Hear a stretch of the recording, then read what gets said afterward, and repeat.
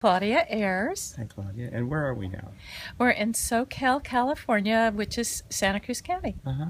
And you've been to Washington, D.C. before, yes? I went 3 years to high school and graduated from Woodrow Wilson High School. Really, they were among the most amazing years of my life. I really loved D.C. and still do.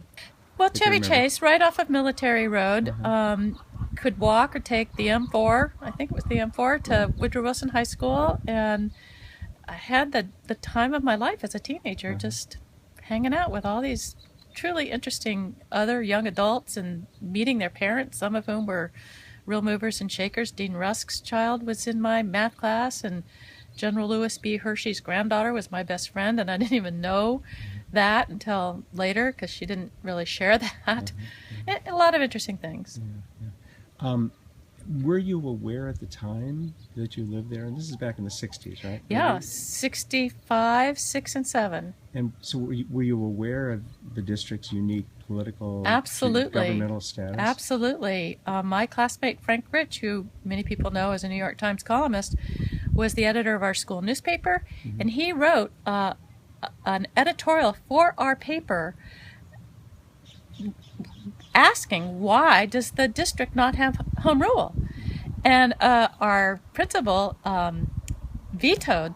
He said you're not allowed to run that story, and before you knew it, there were challenges to that decision, and coast to coast television and radio covering the story of someone having the audacity of telling students what they could and could not run in their own student newspapers, and that was really kind of Frank Rich's beginning as an astute political participant and observer. What do you think about the whole concept of home rule, limited home rule, where the district was at the time you lived there versus where it is, or is Yeah, we didn't have any Eleanor Norton. Right. Is that the name? Holmes Norton. Holmes Norton. Right. We didn't even have somebody sitting Right. in the House side at that time. To say, I mean, we don't have anybody in the Senate, of course, either. But there was nothing in the '60s. I mean, it truly was ironic to be in a high school civics class learning about taxation without representation being the basis for a revolution, and realizing we didn't even have it ourselves. I mean, it's really disconcerting. Even then, I mean, and of course to this date, I mean, it's still pretty fundamentally not right. Right. I was highly aware as a high school student that the kids in the district, my classmates, didn't have an option of a local community college. They would be going as out-of-state students anywhere they went because we didn't have one. The district didn't have one back in those days. Yes, now there is one. But there's, like there's in California, there's a UC system. Every state every state has a university system, a state college system.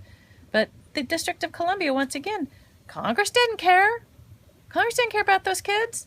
So we were highly aware that we were left holding an empty bag. Well, let me just close out by saying D.C. has been home to millions of people who were visitors for a year or two or a decade or a couple of administrations who, fondly remember it as I do. And who cares about D.C.?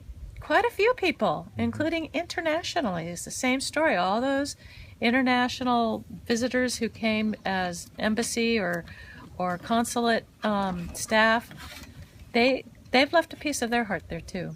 And I'm glad you're asking the question, who cares? Because there are a lot of people who do.